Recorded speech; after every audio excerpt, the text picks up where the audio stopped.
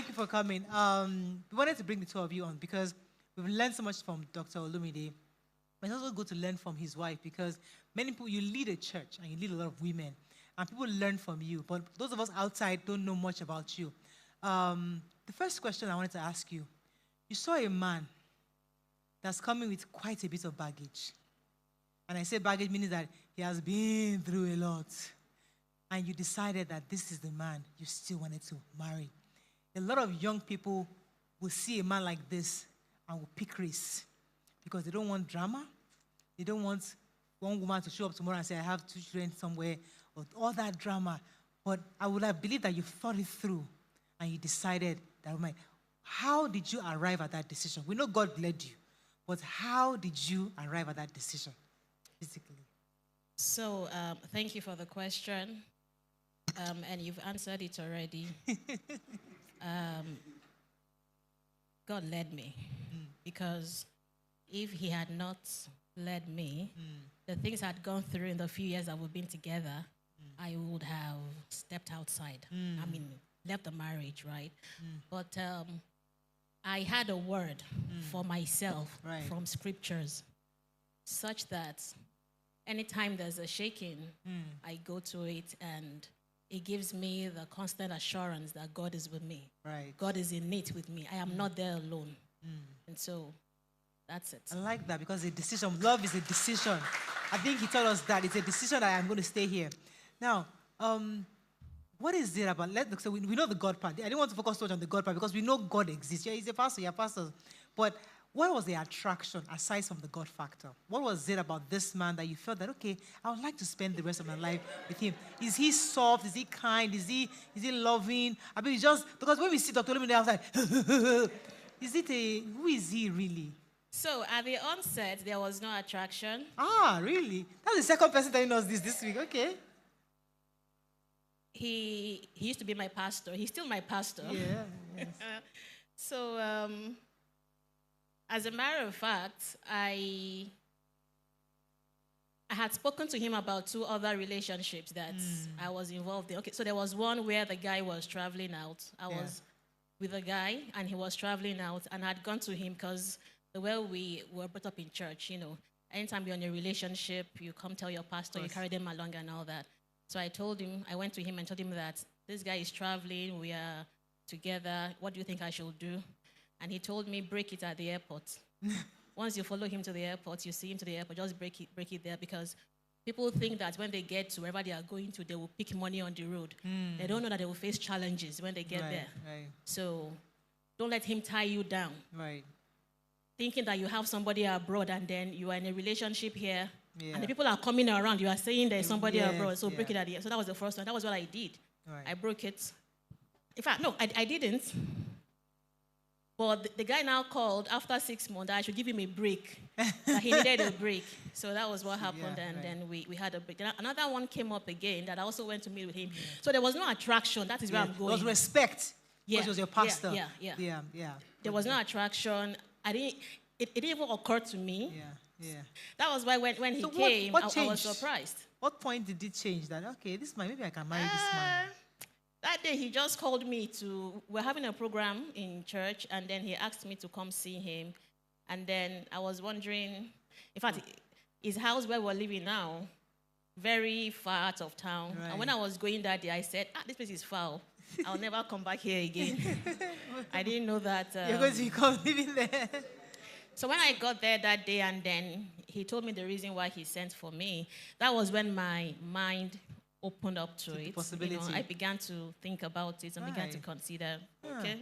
So were you giving her eye before and she didn't listen? And you had to let me just call her for a meeting. Like, No. The day she was talking about, it was a program. Yes. And when I've been praying, it's been 7 years of staying alone, 7 years of celibacy, 7 years of just, I had to go through my own healing process. Right. When I was leaving home that morning, God spoke to me and said, you are going to meet your wife today. Wow. And he said, the program you are going to, you meet your wife. When I got to the venue of the event, as I was about to come out of the car, he said, when you get into the hall right now, your wife is on the stage with microphone in her hands. Wow. So when I got into the hall, there were 2 people. Right. she and another lady. Yeah. They were both on the stage, emceeing the event, and they were holding microphones. So I'm like, They won't know. which one of them? So at that point, I'm like, okay. I looked at the two. I said, no problem. So I now went the week after I traveled. Right. So she's light in complexion. The other one is dark. I traveled. When I got to the UK, Right. immediately I finished speaking, my friend came and said, I want to see you. Is there any woman? I said, why? He said, an elder in their church came to see him and said, that's your friend. Is he not married? I said, no, he's not married. He's divorced. He said, hey, because I saw him with one small yellow girl. Hope he's not. I said, she saw a yellow girl. I said, okay, no problem that there's nobody. But for me, it's like, okay. Confirmation. The next church I went to, the next week, immediately I got there, I finished preaching. My friend said, come, my wife wants to see you. I saw the woman. He said, Pastor, I had a dream that you met somebody. And she's light in complexion. And she brought her album. Wow. She's still alive today, Ronke Olulano in London. Wow. If you see her and you see my wife, they're like twins. Wow. She brought her album and said, this is the person I saw. Wow. She looks like me when I was in the university. Wow. And that's the exact picture. Whoa. So it was after that, I now called now and called said, come, for I her. want to see you. Wow. Yeah, So the Dr. Olumide Emmanuel we see outside, is it the same inside the house? When I say inside the house, as in, because what we see is a leader in control. You know, he just knows everything. You know, but inside the house, who is really in control? He's in control. Oh, nice. Okay. Is in control. And in the house, he's calmer. Calmer. Yeah, he's loving. Right. The dynamics in our home is a bit different. He's more in the kitchen Wow. than I am. Wow. So I know how to cook, but I Yeah. don't enjoy You cooking. don't enjoy cooking. But he loves it. We call him Chef Lumi. Wow. Chef Lumi. Okay, Chef Lumi. And then anything electronics, Yeah. he doesn't like it. He Okay. doesn't know how to change bulbs or Right. anything. So I take care You of do that. that, okay. Nice. So Chef Lumi, what's your favorite food that you like to cook? Which food? Oh, it's beans and plantain. Beans and plantain. Yeah, that one is easy now. We thought we say like a 40 row and 7 lives inside. No, if it's swallowed, then we'll go into all those. But I'm a chef, actually. I cook. So I hear that. I mean, do you have helps? Because someone else gave me just that you guys don't use helps. You both of you are very hands-on. Oh, so when we were cutting, Yeah. that was part of what we discussed. So he told me that he didn't want anyone living with us, and Oh, wow. I agreed to that. Until now. Till now. Yeah. Wow. We've never had any help. We do everything by ourselves. What? You thought you were traveling around the world? Washing, ironing, everything. So I do all the ironing.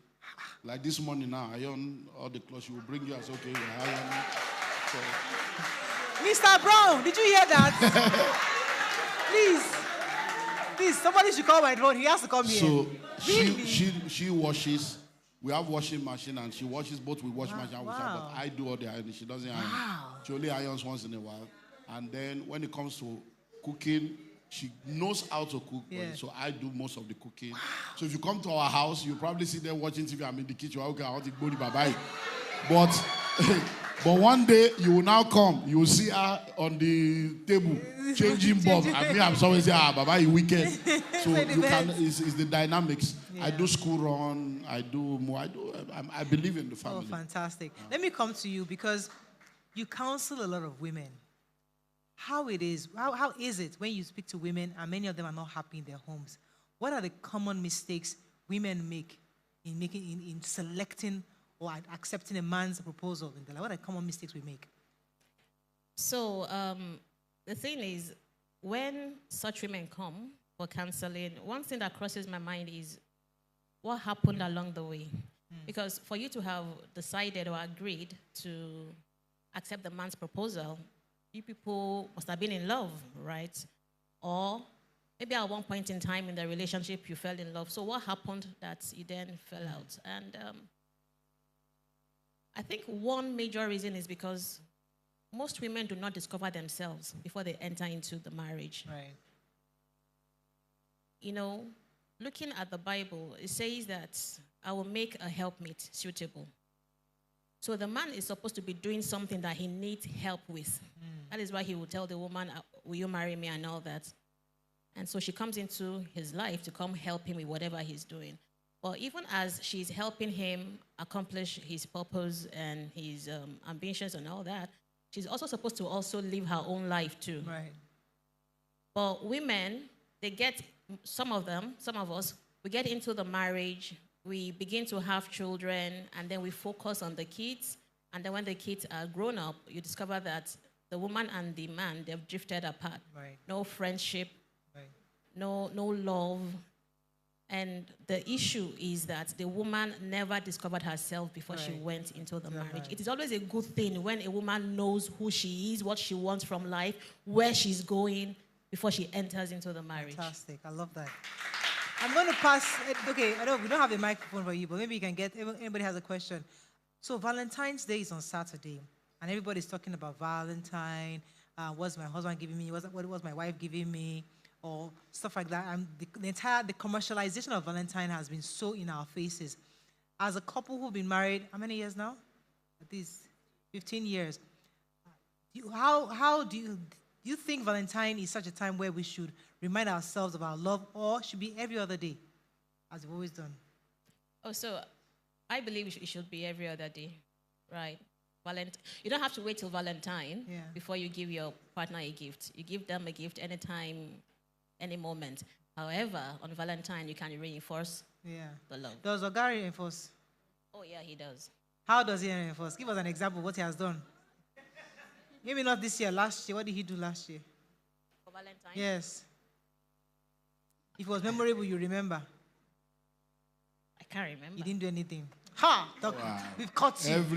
Every Valentine we do. Myself and my son will come. But his gift is not because we are always... Yes. Always giving gifts, so it's not... so it's not a big deal for you. Yeah. So what are you doing for him this weekend?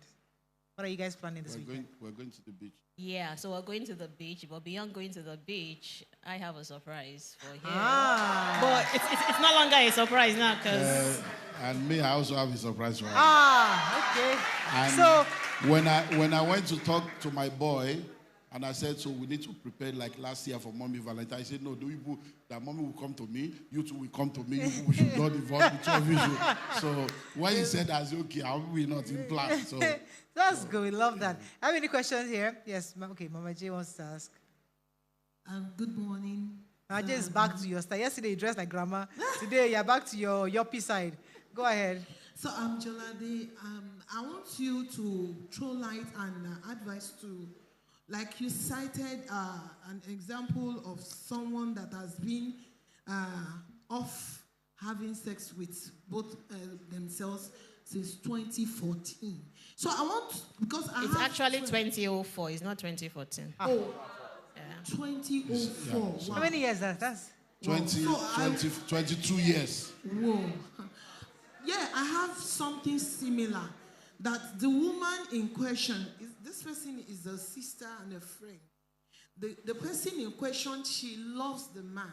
But the man is always arrogant and is not always listening, is too manipulative. Let me put it that way. How do such women continue to endure this kind of treatment? Because what she's experiencing is tantamount to what you said. Because when I heard it, I thought... When she discussed it, I thought it was a joke. Yeah.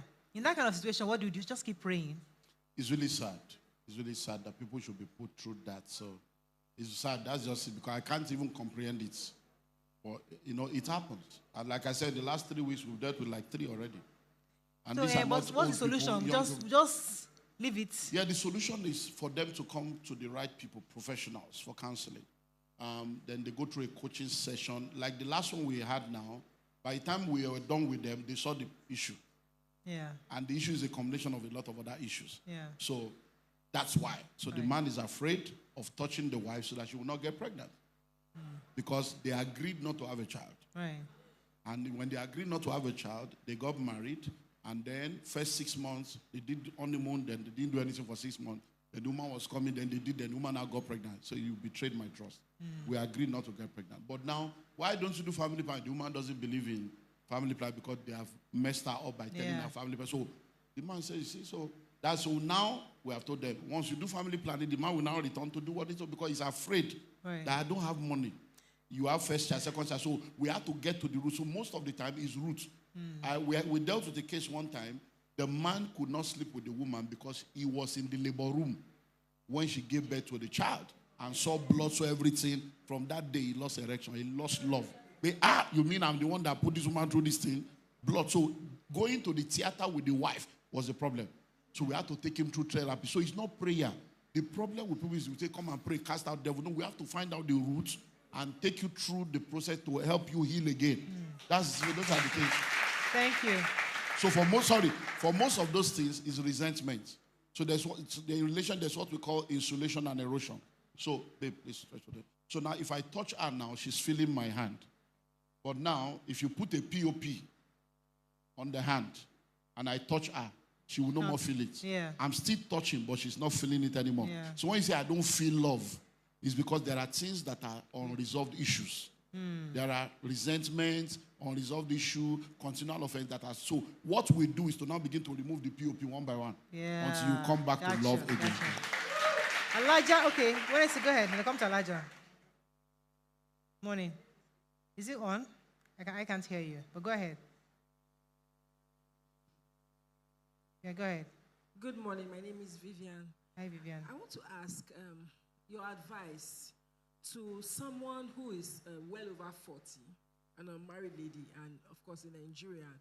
And this is someone who has probably has been in a relationship that didn't work out. It was terrible. And the person who grew up in a home where it was toxic growing up. Person had an idea of marriage as a terrible thing, right, as something that is bad. Now this person is over 40, and the person is blaming almost everyone and everything, including herself, and sometimes even saying that it might even be spiritual problem, and will say that this and that, I'm not getting the right guys, I'm not doing this.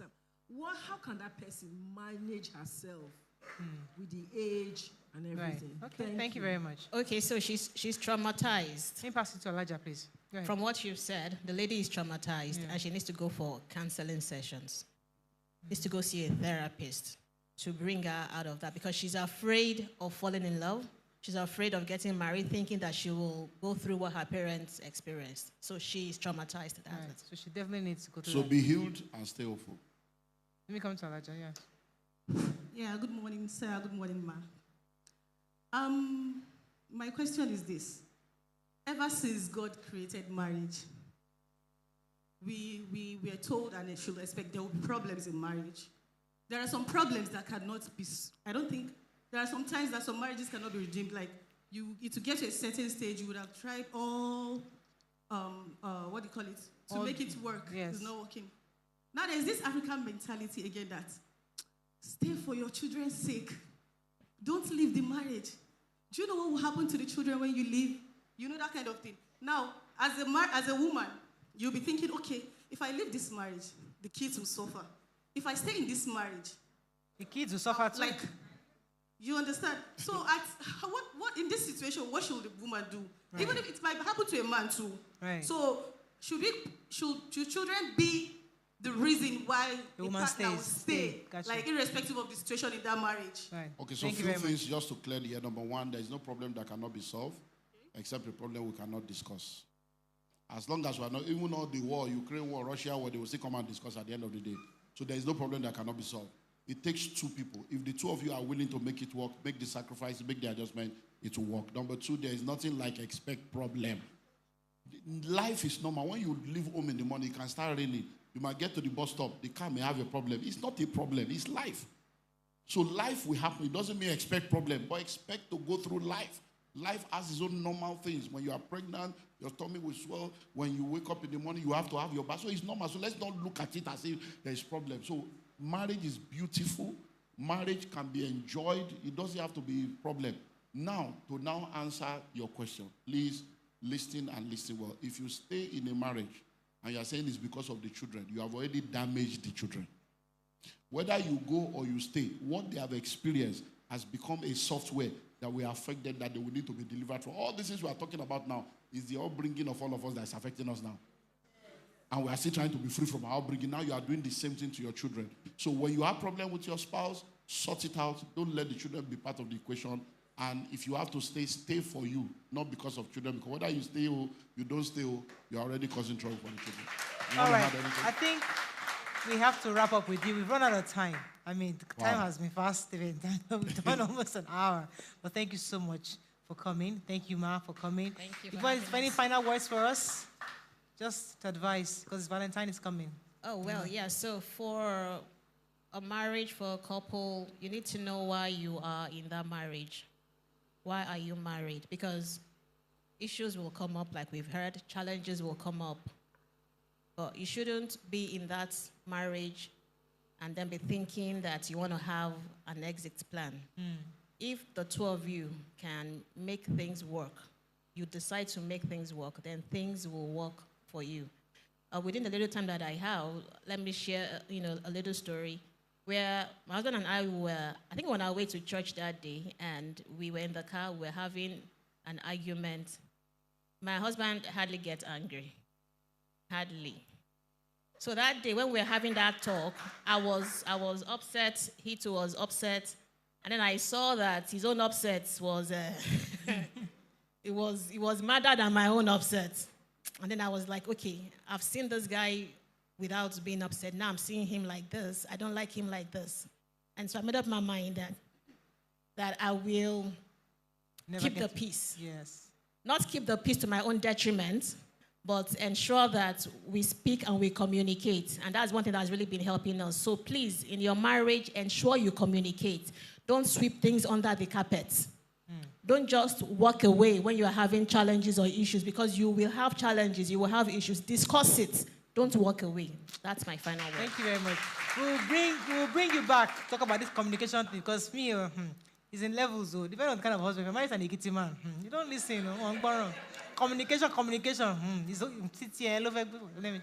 Let me not complain. But thank you very much for coming. Thanks it's a pleasure having you.